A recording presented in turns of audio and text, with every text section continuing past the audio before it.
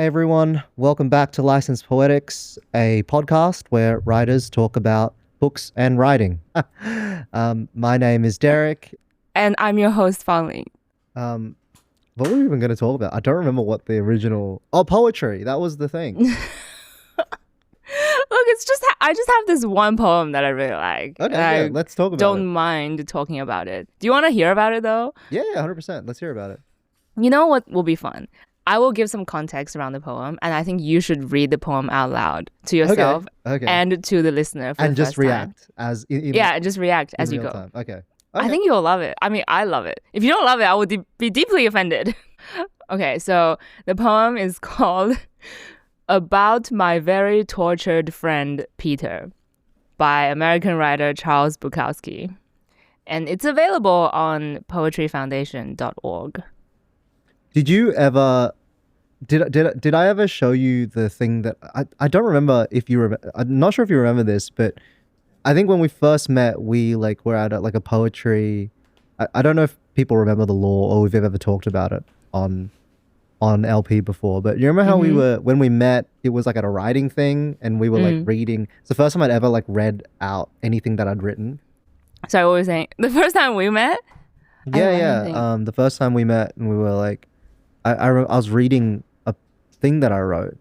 I don't remember if it's the thing, or I don't know if it's this, but I wrote a story about Jude and Peter, and it was about Jude trying to stop his friend Peter from killing himself. I don't know if you... Oh, maybe you didn't read it. Listen, I remember when we first met. We met at Marlene's writing thing. Yeah. And you read out a piece that you wrote. I don't remember if it's Jude and Peter, but I do remember Stick and Foil. Oh, I changed their names. I changed their names to Stick and Foil. It was originally Jude and Peter. That's why. Okay. And that was about my tortured friend, Peter. What? I thought Stick and Foil was just you and Jeremy. Yeah, it is. Wait, so who's tortured? So Stick and Foil used to be called Jude and Peter. Okay. And then Peter became Foil, I think, later on. That's what happened. Wait, so who's tortured? Peter is tortured. Peter's tortured. Peter. And you are Peter? No. Jeremy is Peter? Yeah. Jeremy is tortured? Well, not... I didn't know that. Not these days, but airing out all his dirty laundry here. That's how we get him to listen. Yeah, exactly. He messaged me and he was like, "Oh, thanks for the shout out on the dating episode, guys." I don't remember, but okay, sure. I don't remember. I feel like we talk about him and Marlene are always all the time mentioned on all the time. Yes. I actually think, but do you think if we mention more people will listen? We should just name drop people. Oh yeah, of course. And when I mentioned Sophie, she listened. We got to start doing that. We have to start doing that. Just mention them. Kwame, Lindsay, our new fans, Sue from FBI Radio. Shameless. Name dropping. Sorry, just go back to your... Yeah, the poem. Okay, so a bit of context. Charles Bukowski is one of those underground writers. He's super overeducated, speaks many languages, loves classical music, but pretty much lived in the underground scene his entire life, if I'm not mistaken. By which I mean... It's almost never... sorry, my bad. By which I mean he never made a lot of money. He was very prolific and he relied on submitting his work to underground magazines. And I think he did publish a few novels. But basically, so much of his work is about, his real life as a drunk and a womanizer, and also about the struggling artist. Derek, we said we reject aspiring artists. He really leans into the struggling artist part. That's his whole personality. His struggles with alcoholism, with money, and also with balancing the artist life with everyday life. And I feel like this poem in particular about my very tortured friend Peter is very much about balancing the money job with writing. and how like carrying this dream of wanting to be a writer when that is not shared by your workplace colleagues. Jesus. And yeah, a lot of his poems are very sort of self-pitying and annoying in that way. Yeah. But I think he adds, a rhythm and a lens into one particular type of way that artists can live. Is he like from that beat area, or is he a little bit after that? A little bit after, I believe. So beat era, you're talking about Allen Ginsberg and Jack Kerouac, right? Yeah. I think he's a little bit after. So after? Okay. Yeah, because it's that same sort of like scummy writer life, right? It's the Scummy, exactly. yeah. Okay. Sorry, what did you want to say earlier? No, I was just gonna say I've quickly skimmed through it. I'm like, this is so depressing. Holy But it's so good. What type of person would love it? I think if you like pitying yourself and indulging in your pain and loneliness, which is what we've spent earlier the episode telling you not to do. But which we have done extensively. Extensively, absolutely, all the time.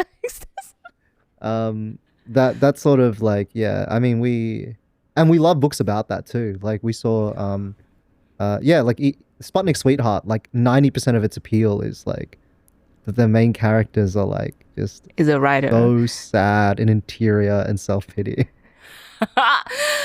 Self-pity, the look of every writer. That is the title. The look of every writer, self-pity.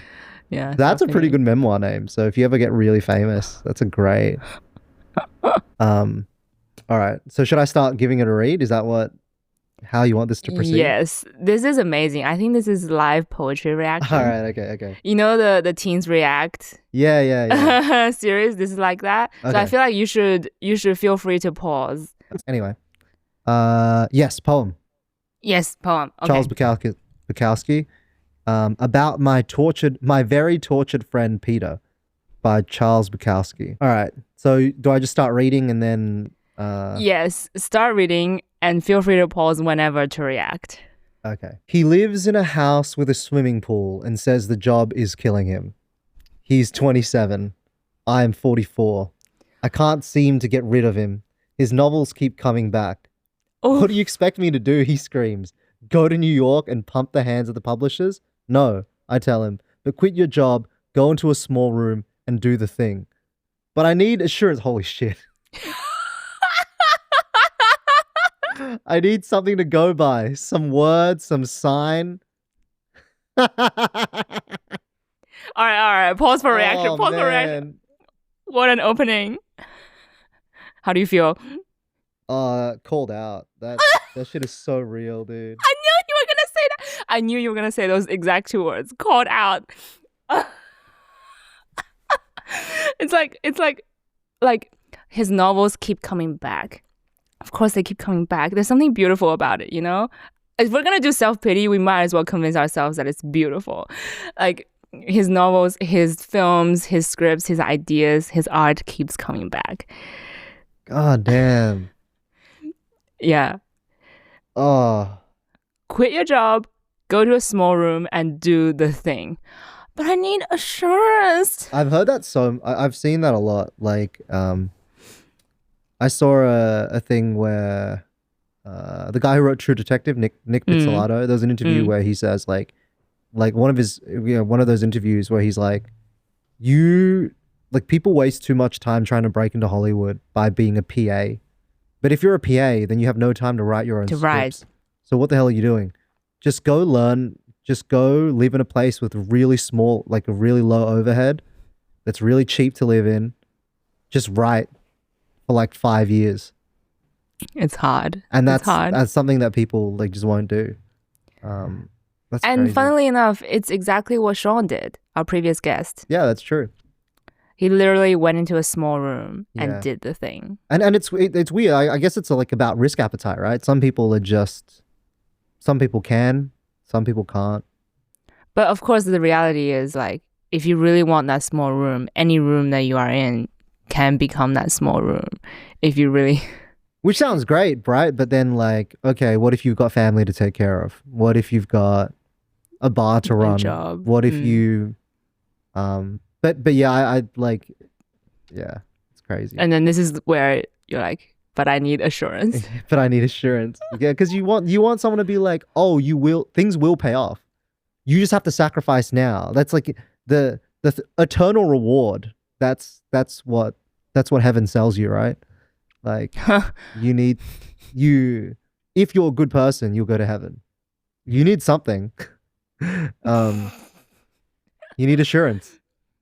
Especially because like it's the difference between being a writer and being in a part of an organized religion is that it's so much easier to believe in it when you're surrounded by people who also believe in it. Whereas the belief that you individually can become a writer is something that no one else shares. So you have to keep that faith up by yourself. Yeah. Depressing. What an opening, huh? So, okay, just logistically, he is 27, I am 44. So he's kind of imagining his 44-year-old self talking to his 27-year-old self, Yeah. right? Damn. And Alright, that's keep going, and keep that's going. and that's how you feel when you have those conversations. You're like, okay, there's the sensible me, which is I guess the older me, and then there's the one that isn't sensible. And you have to hope that the non-sensible you is like louder and braver than the sensible you. I feel like sometimes that's just Oh. all right. So anyway, I should probably continue. Some men did not think that way.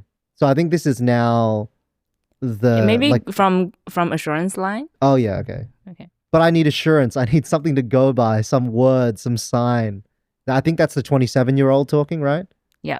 And then the 44-year-old goes, some men did not think that way. Van Gogh, Wagner. Oh, hell, Van Gogh had a brother who gave him paints whenever he needed them.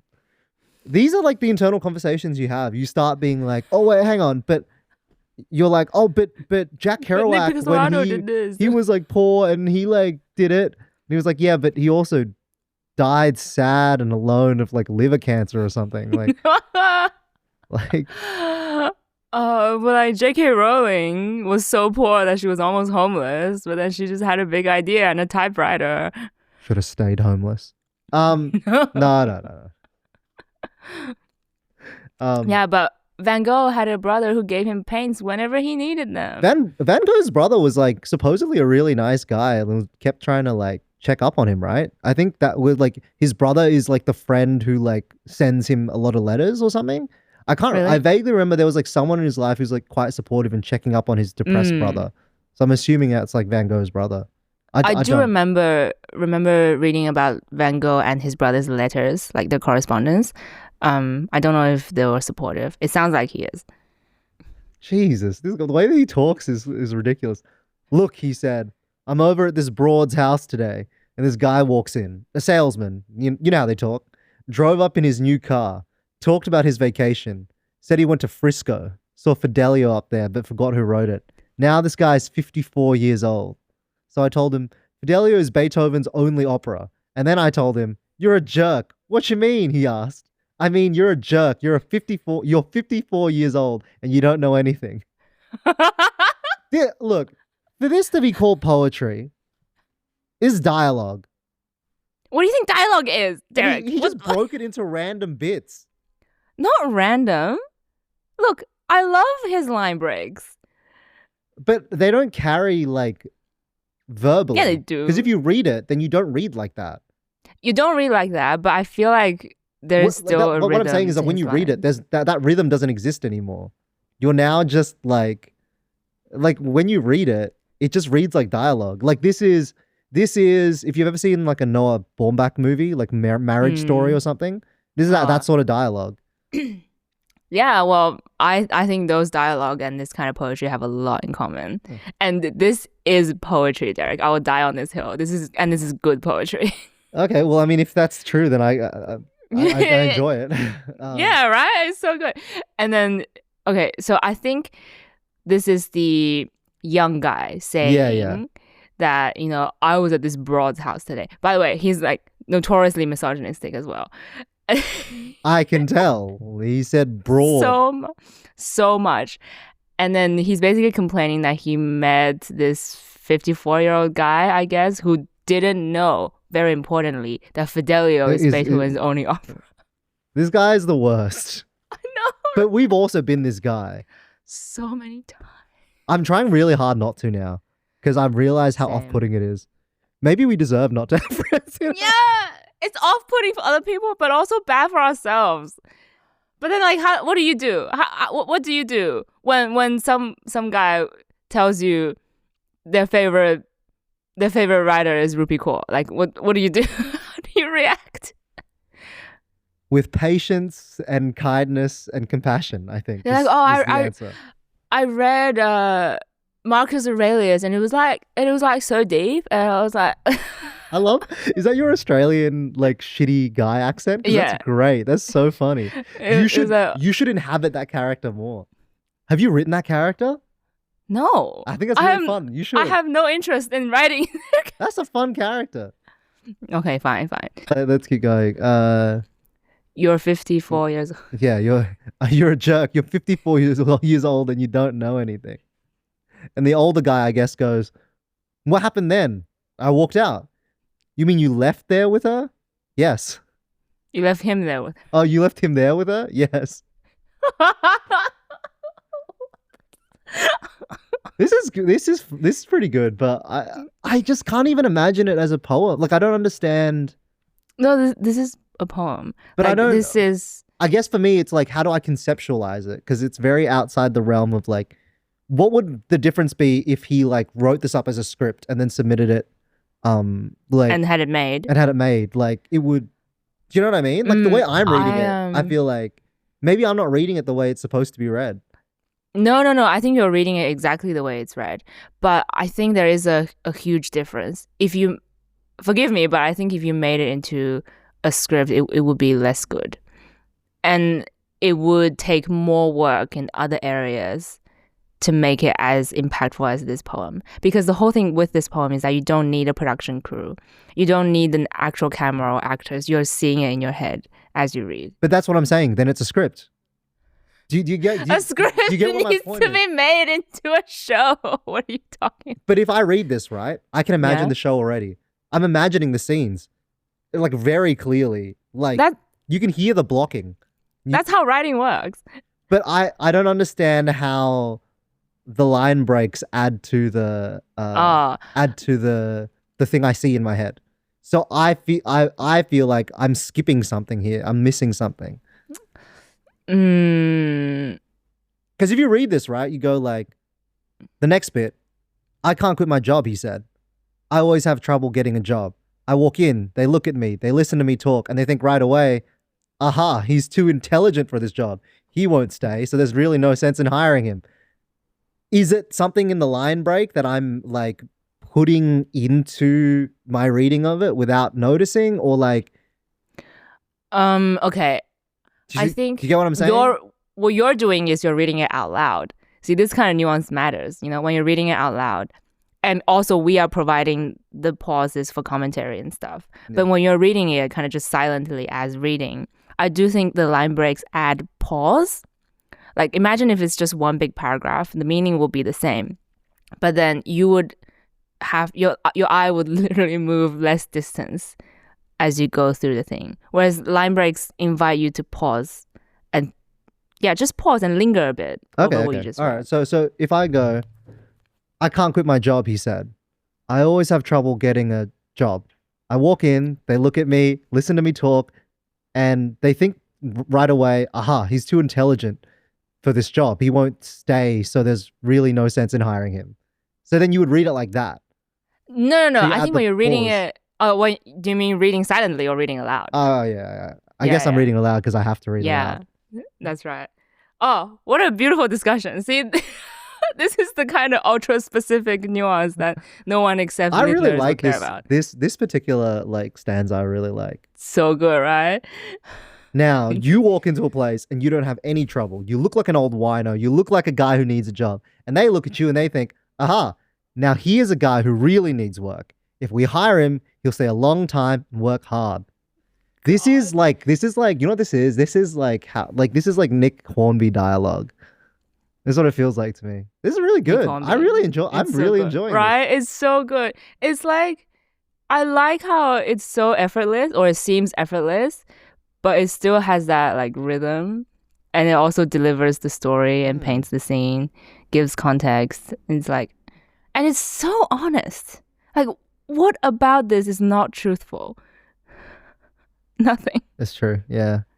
Yeah, Um, it's like you're have you being ever tuned. watched a Yeah. Noah Baumbach Mm. movie? No, but I do want to watch Marriage Story. I think. I mean, that's good. My favorite one is Kicking and Screaming. If you ever want to watch that, Is Blue Jasmine by the same director? not sure. I I've mean, seen Blue Jasmine. That was good. I think that is. No, no. I think that's Woody Allen, the guy who married his own Oh. daughter. What the? Wait, what? So Woody Allen and his partner at the time, Mia Farrow, I forget her name, like adopted this Korean girl, like from Korea, Mm. and then he ended up she ended up growing up, and he ended up marrying her. Is really gross. What He, I love his movies, but he is awful. the- Yeah, yeah, yeah. I really, you should watch Annie Hall. I think Marlene introduced that movie to me. It was really good, Oh my god. but I think Okay. he sucks. He's as a person, he's terrible. Okay, cool. But yeah, Kicking and Screaming, similar sort of vibe actually. To this poem. The dialogue is very like similar to me, I think. Do any of those people he asked know you are a writer, that you write poetry? No. You never talk about it. Not even to me. If I hadn't seen you in that magazine, I'd have never known. That's right. Still, I'd like to tell these people that you are a writer. I'd still like to tell them. Why? Well, they talk about you. They think you're just a horse player and a drunk. I am both of those. Well, they talk about you. You have odd ways, you travel alone, and I'm the only friend you have. Ah! Yes, they talk you down. I'd like to defend you. I'd like to tell them you write poetry. Leave it alone. I work here like they do. We're all the same. Is this like how you felt when you were talking about like revealing your creative Yes. doesn't it feel weird like sometimes, and not to overstate the seriousness, but like it almost feels like it's like coming out of the closet. You're like Yeah.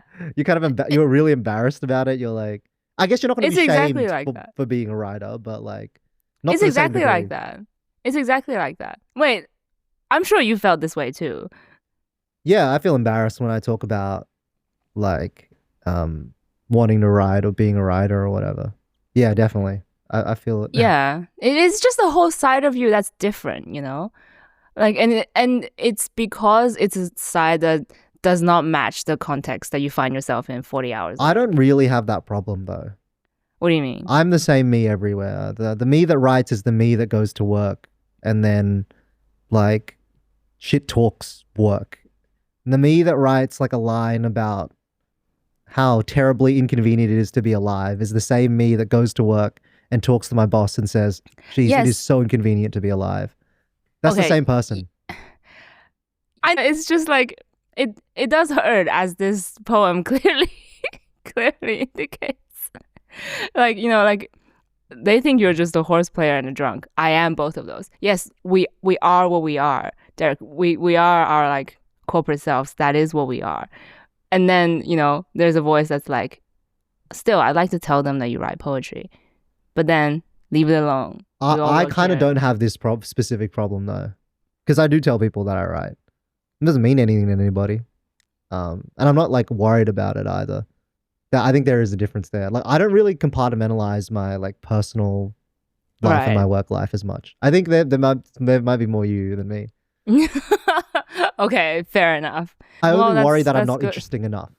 That's the only thing I worry about. Oh, and also context is that we have to remember Charles Bukowski works in, I guess, stereotypically working class jobs, and it's the type of jobs that would, when he walks in, see that he's too intelligent for this job. Do you think that's true, or do you reckon it was just his shitty personality? Because that's the other Definitely both. thing. That's Definitely the both. that's the thing, right? Like it's all deflection. Like this is like to me, this is like is so fake. Like, I wouldn't believe the second of this. This is something that a character in High Fidelity would say and be wrong about.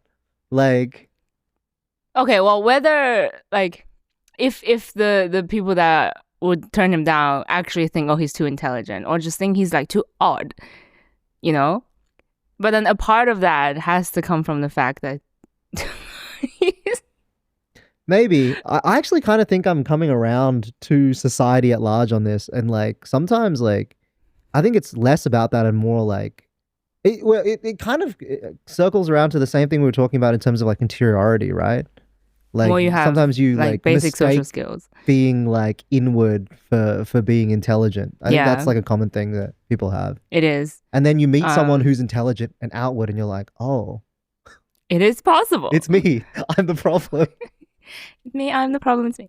Okay, yeah. Let's Oh yeah, sorry. continue this let's train of let's self continue. pity and Yeah, indulge yeah, in sure. it. All right.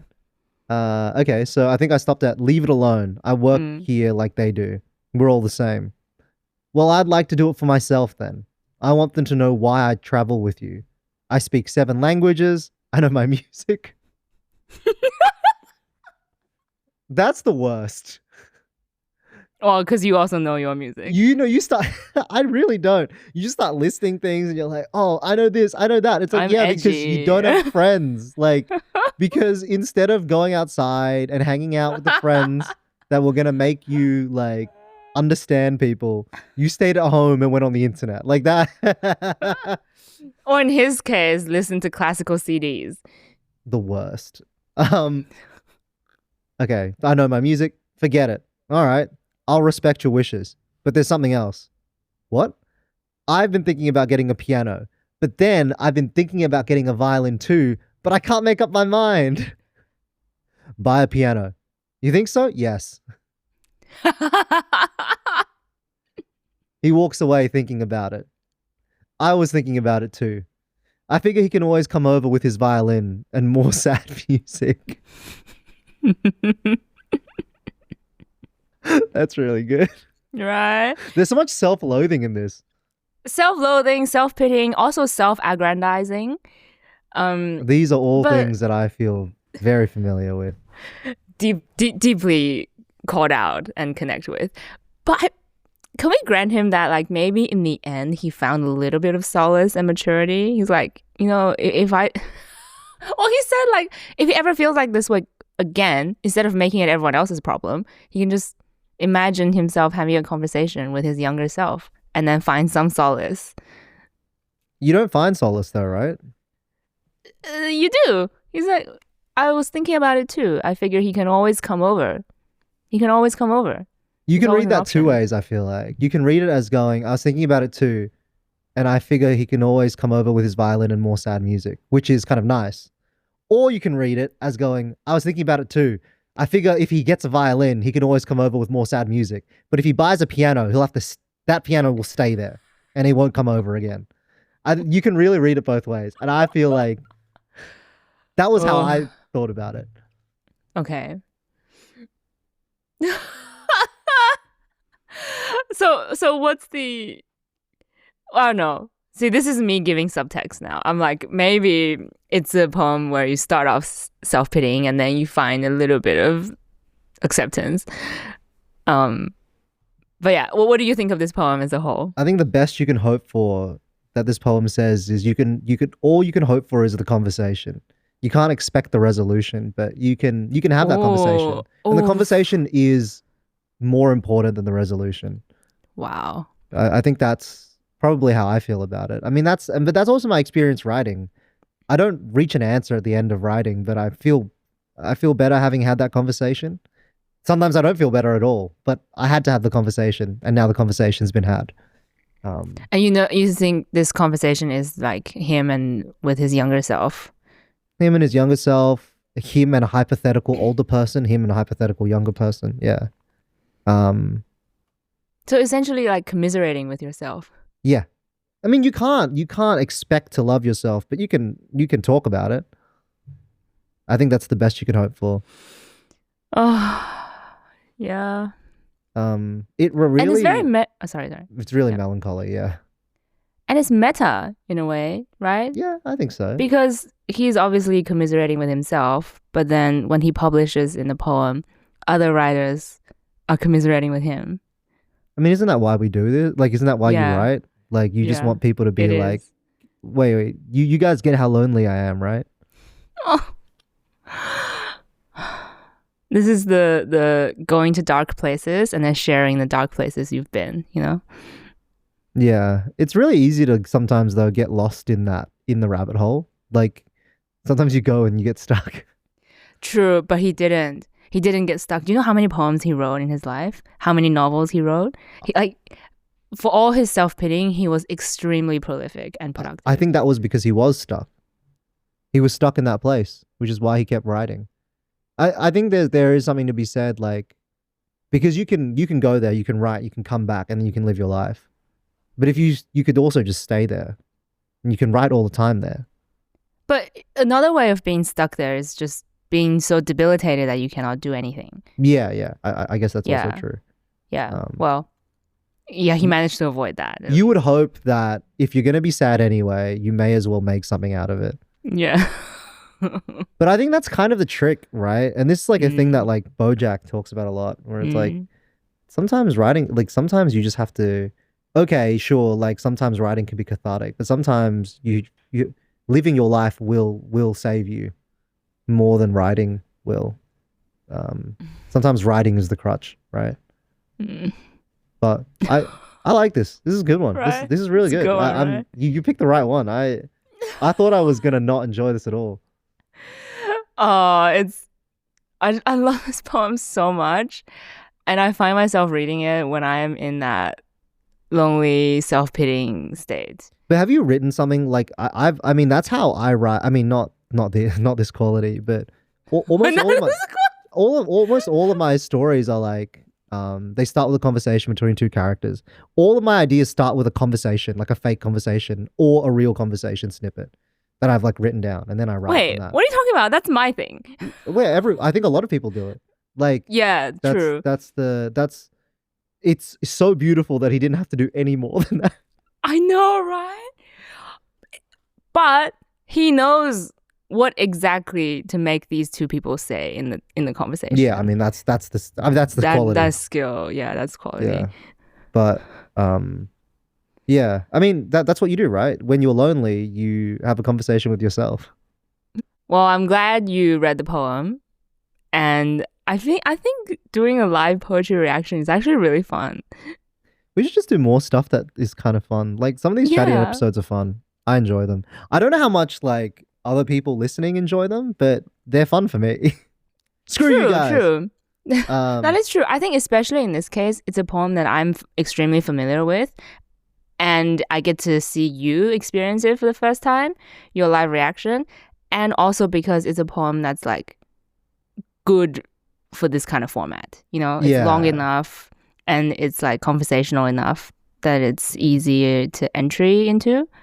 Yeah.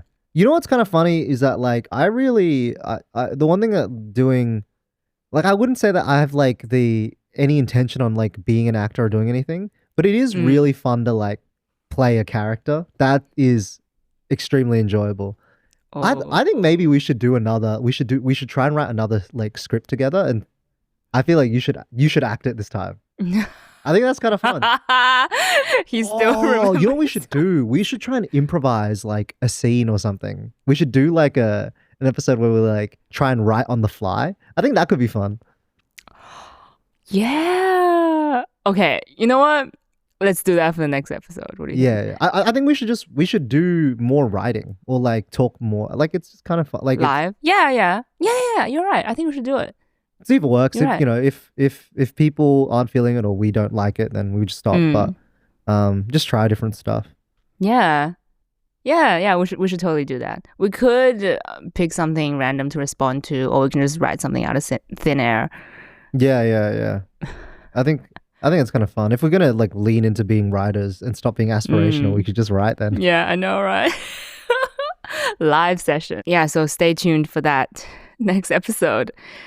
All right, do the outro. So that's it for today's episode. Thank you for listening as we read this poem that is I'm still kind of doubtful if it's a poem, but look, that's what the people say.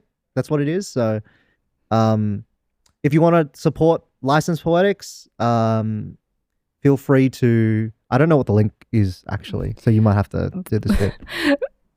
It's okay. Please head to buymeacoffee.com/licensedpoetics. If you want to support us, that would be great. And otherwise, that's us signing off. I'm your host, Derek. And I'm your host, Fan Ling. And we'll see you next time. Hopefully for Bye. something fun and improvisational. Yes. Bye. See ya.